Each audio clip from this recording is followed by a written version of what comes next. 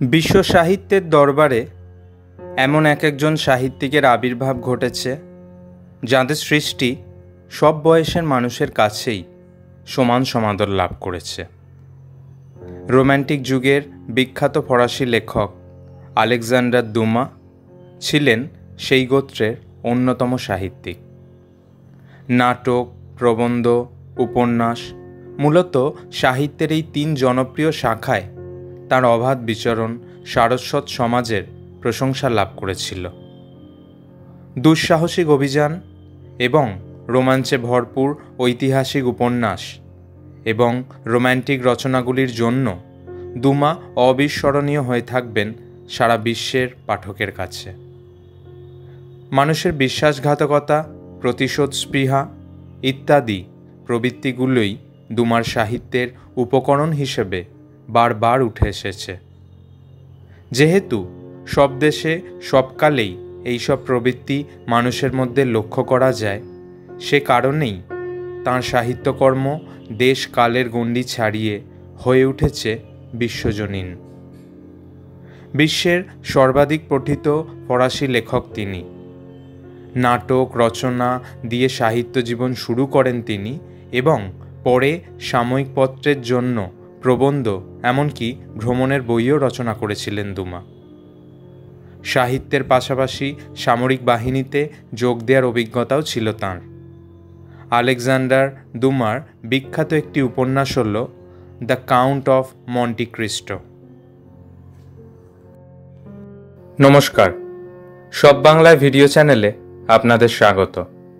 আমাদের ভিডিও চ্যানেলে আমরা নিয়মিত তথ্যমূলক ভিডিও প্রকাশ করে থাকি। এই ধরনের তথ্যমূলক ভিডিও ভালো লাগলে লাইক করে আমাদের উৎসাহ দিন। 1802 সালের 24শে জুলাই ফ্রান্সের রাজধানী প্যারিসের নিকটবর্তী প্রশাসনিক অঞ্চল পিকার্দিক আইসনে বিভাগের অন্তর্গত ভিলার্স কোটারেটাসে আলেকজান্ডার দুমার জন্ম হয়। তার আসল নাম ছিল দুমাস দেভি দে লা পাইলেটেরি। পরে আলেকজান্ডার দুমা নামেই পরিচিত হন তিনি। তার বাবা টমাস আলেকজান্ডার দুমা ছিলেন নেপোলিয়নের সেনাবাহিনীর ব্রিগেডিয়ার জেনারেল এবং দুমার মায়ের নাম ছিল মারি লুইস এলিজাবেথ ল্যাবোরেট। দুমার ঠাকুরমা মারি সেসেট দুমা ছিলেন সেন্ট ডোমিঙ্গুর ফরাসি উপনিবেশের একজন কৃতদাস মহিলা। টমাস এবং মারি লুইসের 3 সন্তানের মধ্যে সর্বকনিষ্ঠ ছিলেন আলেকজান্ডার দুমা। তাঁর 2 বড় বোনের নাম মেরি আলেকজান্দ্রিন এবং লুইস আলেকজান্দ্রিন। 1806 সালে আলেকজান্ডার দুমার যখন মাত্র 4 বছর বয়স, তখন ক্যান্সারে তাঁর বাবার মৃত্যু হয়। সেই কারণে তাঁদের পরিবারে চরম দারিদ্র্য নেমে আসে। ফলত দুমার প্রাতিষ্ঠানিক পড়াশোনার সুযোগ তেমন হয়নি। একজন যাজক তাঁকে প্রাথমিকভাবে শিক্ষাদান করেছিলেন।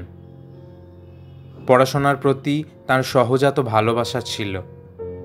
নিজেকে মূলত স্বশিক্ষিত করেছিলেন দুমা এবং নিজের প্রচেষ্টায় স্প্যানিশ ভাষাও শিখেছিলেন তিনি। শৈশবে রবিনসন ক্রুসো, দ্য অ্যারাবিয়ান নাইটসের মতো গল্প কাহিনী তাঁর পড়া হয়ে গিয়েছিল। সামরিক বাহিনীতে বাবার বীরত্বের কাহিনী মায়ের মুখে শুনে শুনে বড় হয়েছিলেন দুমা। এই অভিজ্ঞতা তার সাহিত্য রচনাতেও কাজে লেগেছিল। আর্থিক দুর্বলতার কারণে দুমা 1818 সালে প্রথমে একজন আইনজীবীর সহকারী বা নোটারি হিসাবে কাজ শুরু করেন। এরপর প্যারিসে গিয়ে বাবার অভিজাত পদমর্যাদা এবং পরিচিতির জন্য ডিউক অফ অরলিয়েন্স বা লুই ফিলিপের সচিব হিসাবে কাজ করার সুযোগ পেয়েছিলেন দুমা। তখন তার বয়স 22 বছর। শুধুমাত্র লুই ফিলিপের অফিসে কাজ করে তিনি সন্তুষ্ট ছিলেন না। সেখানে কাজ করবার সময় বিভিন্ন ম্যাগাজিনে প্রবন্ধ লিখতেন তিনি। প্যারিসের থিয়েটার তাঁকে ভীষণভাবে আকৃষ্ট করেছিল। কাজের অবসরে তিনি পড়াশোনা করতেন এবং বিভিন্ন থিয়েটারে উপস্থিত থাকতেন। ওয়াল্টার স্কট, লর্ড বায়রন এবং বিশেষত শেক্সপিয়ারের রচনা দ্বারা ভীষণভাবে প্রভাবিত হয়েছিলেন দুমা। অভিনেতা ফ্রাঁসোয়া জোসেফ তালমার সঙ্গে কাজ করবার জন্য তাঁর এক পুরনো বন্ধু অ্যাডলফ ডি লিউভেনের সহযোগিতায় ঐতিহাসিক মেলোড্রামাটিক নাটক রচনা শুরু করেন দুমা। 1825 সালে প্রথম নাটক রচনা করেন তিনি, কিন্তু 1829 সালে 27 বছর বয়সে রচিত নাটক হেনরি III অ্যাটস আ কৌর তাঁকে অভূতপূর্ব সাফল্য এনে দেয় এবং এর মধ্য দিয়েই তিনি জনপ্রিয়তা লাভ করেন। এই নাটকটি লুই ফিলিপের এতই পছন্দ হয়েছিল যে তিনি প্যালাইস রয়্যালের গ্রন্থাগারিক হিসাবে নিযুক্ত করেছিলেন দুমাকে। পরবর্তী বছর 1830 সালে এককভাবে লেখা ক্রিস্টিন নাটকটিও প্রভূত আর্থিক সফলতা অর্জন করে এবং এরপর থেকেই পুরোদমে পেশাদার সাহিত্য রচয়িতা হিসেবে লেখালেখি শুরু করেছিলেন তিনি। 1830 সালের বিপ্লবের কারণে ফ্রান্সের অশান্ত পরিস্থিতি কিছু সময়ের জন্য দুমাকে তাঁর লেখালেখি থেকে সরিয়ে এনেছিল। সেই বিপ্লবে অংশগ্রহণ করেছিলেন তিনি। বিক্ষিপ্ত দাঙ্গায় ফরাসি জনজীবন অস্থির হয়ে উঠেছিল তখন। তবে ধীরে ধীরে পরিস্থিতি স্বাভাবিক হয়, শিল্পায়ন শুরু হয়, প্রেস সেন্সরশিপেরও অবসান ঘটে। লুই ফিলিপ চার্লস এক্সকে ক্ষমতাচ্যুত করে নতুন রাজা হিসাবে সিংহাসনে বসেন। এই বিপ্লবের সময় নিজেকে প্রজাতন্ত্রী হিসাবে ঘোষণা করেছিলেন দুমা, কারণ তার বাবাও তাই ছিলেন। 1831 সালে নেপোলিয়ন বোনাপার্ট নামে একটি নাটক রচনা করেন তিনি এবং সেই নাটকের ভূমিকায় প্রজাতন্ত্রের প্রতি তার ভক্তি প্রকাশ করেন। যদিও এই নাটকের জন্য খুব একটা সাফল্য অর্জন করেননি তিনি। এছাড়াও 1830-এর দশক জুড়ে তিনি অনেকগুলি নাটক রচনা করেছিলেন যা মঞ্চ সাফল্য পেয়েছিল। 1831 সালে তাঁর লেখা অ্যান্টনিকেই প্রথম অনৈতিহাসিক রোম্যান্টিক নাটক হিসাবে বিবেচনা করা হয়। এছাড়াও 1832 সালে রচিত ঐতিহাসিক মেলোড্রামা লা টুর দি নেসলে, 1836 সালে মৃত ইংরেজ অভিনেতা এডমন্ড কিনের জীবনের উপর ভিত্তি করে রচিত নাটক কিন দুমার উল্লেখযোগ্য সৃষ্টি।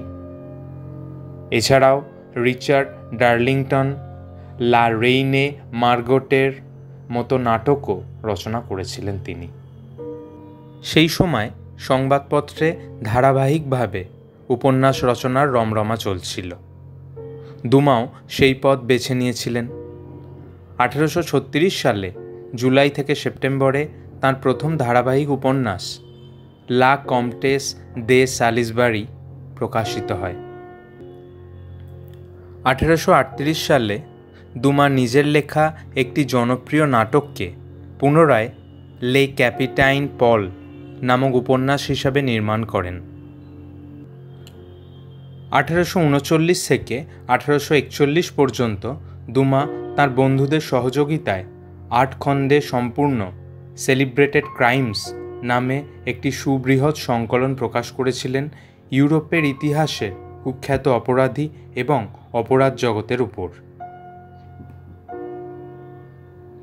মার্টিন গুয়েরে, লুক্রেজিয়া বোর্জিয়া, সিজার ছাড়াও মৃত্যুদণ্ডে দণ্ডিত অপরাধী এবং সাম্প্রতিক অপরাধের উপরে অসংখ্য প্রবন্ধ ছিল সেই বইতে। 1840 সালে দুমা অগাস্টিন গ্রিসিয়ারের সহযোগিতায় রচনা করেছিলেন দ্য ফেন্সিং মাস্টার উপন্যাসটি। এই উপন্যাসের আখ্যানভাগ মূলত গ্রেসিয়ারের জীবনের প্রত্যক্ষ অভিজ্ঞতা থেকে নেয়া। রাশিয়ায় ডিসেম্ব্রিস্ট বিদ্রোহ প্রত্যক্ষ করেছিলেন গ্রেসিয়ার। সেই অভিজ্ঞতাকেই এই উপন্যাসে রূপ দিয়েছেন আলেকজান্ডার দুমা। উপন্যাসটি রাশিয়ার জার প্রথম নিকোলাস নিষিদ্ধ ঘোষণা করেছিলেন। 1840 সালে 1 ফেব্রুয়ারি দুমা অভিনেত্রী ইডা ফেরিয়ারকে বিবাহ করেন, কিন্তু অসংখ্য মহিলার সঙ্গে তার সম্পর্ক ছিল এবং 4টি অবৈধ সন্তানের বাবাও ছিলেন তিনি। 1837 সালে আলেকজান্ডার দুমা ফরাসি লেখক অগাস্ট ম্যাকোয়েটের সঙ্গে পরিচিত হন এবং তার সহযোগিতায় একের পর এক যুগপৎ ঐতিহাসিক এবং রোমাঞ্চকর অভিযানে ভরপুর সব উপন্যাস রচনা করতে থাকেন। 1843 সালে দুমা জর্জেস নামে একটি ছোট উপন্যাস রচনা করেছিলেন এবং এই উপন্যাসের প্লট পরবর্তীকালে the Count of Monte Cristo লেখার সময় কাজে লাগিয়েছিলেন তিনি। 1844 সালে ম্যাকোয়েটের সঙ্গে যৌথভাবে প্রকাশিত তার প্রথম গুরুত্বপূর্ণ রচনা ছিল দ্য থ্রি মাস্কেটিয়ার্স, যা মূলত একটি সংবাদপত্রে ধারাবাহিকভাবে প্রকাশিত হয়েছিল। রচনাটির ইতিবাচক পর্যালোচনার ফলে দুমা উপন্যাসটির যে 2টি সিকুয়েল রচনা করেছিলেন সেগুলি হল 20 Years After। থ্রি মাস্কেটিয়ার্সের চরিত্র ডি আর্টগানানের জন্যই এই ট্রিলজিটিকে ডি আর্টগানান রোম্যান্স নামে অভিহিত করা হয়। 1844 সালেই দ্য কর্সিকান ব্রাদার্স নামে একটি উপন্যাসিকা রচনা করেছিলেন দুমা। তবে সে বছরই ম্যাকোয়েটের সহযোগিতায় সবচেয়ে জনপ্রিয় উপন্যাস the Count of Monte Cristo রচনা করেছিলেন আলেকজান্ডার দুমা, যেটি 1846 সালে প্রকাশিত হয়েছিল। ফ্রান্সের ঐতিহাসিক বিবরণের উপর ভিত্তি করে এই উপন্যাসটি রচিত। দুমার উপন্যাসগুলি এতই জনপ্রিয় হয়েছিল যে ইংরেজি সহ প্রায় 100টি ভাষায় সেগুলি অনুদিত হয়েছিল। সাহিত্য রচনা করে প্রচুর অর্থ উপার্জনও করেছিলেন তিনি, কিন্তু অনেক মহিলার সঙ্গে সম্পর্ক এবং এক জমকালো জীবনযাপনের কারণে অধিকাংশ সময় ঋণগ্রস্ত হয়ে থাকতেন তিনি। 1846 সালে তিনি প্যারিসের বাইরে লে পোর্ট মার্লিতে এক বিলাসবহুল ভবন ক্রয় করেন এবং সেখানেই লেখা স্টুডিও তৈরি করেন। দুমা কখনোই তাঁর রাজনৈতিক মতামত পরিবর্তন করেননি। 1848 সালের বিপ্লবকে উৎসাহের সঙ্গে স্বাগত জানান তিনি। এছাড়াও বিধানসভার সদস্যপদ পাওয়ার জন্য চেষ্টা করেছিলেন আলেকজান্ডার দুমা।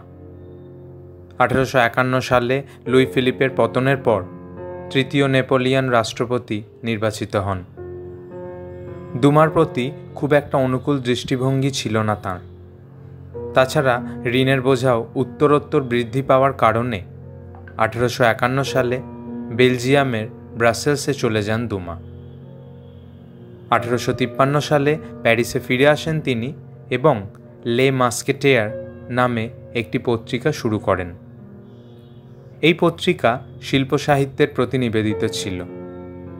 1859 সালে দুমা রাশিয়ায় চলে যান। সেখানে ফরাসি ছিল অভিজাতদের দ্বিতীয় ভাষা এবং দুমার সাহিত্য সেখানে জনপ্রিয় ছিল।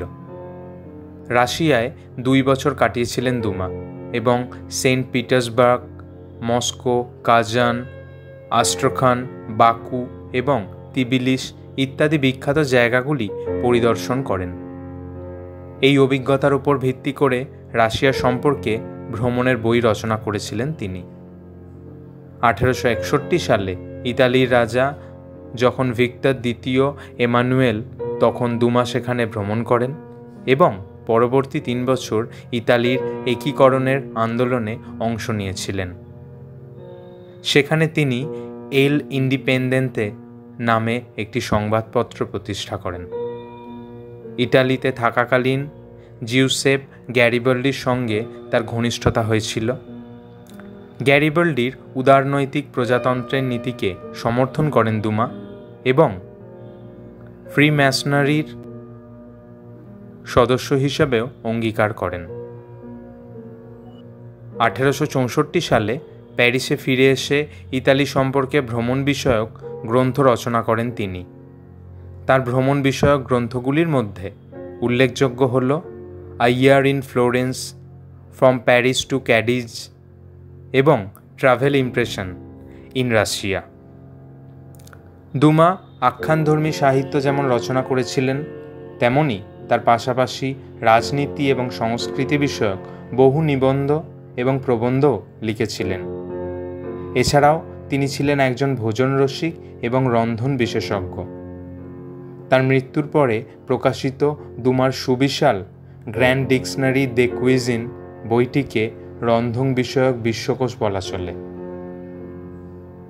1870 সালের 5 ডিসেম্বর 68 বছর বয়সে সম্ভবত স্ট্রোকে আক্রান্ত হয়ে আলেকজান্ডার দুমার মৃত্যু হয়।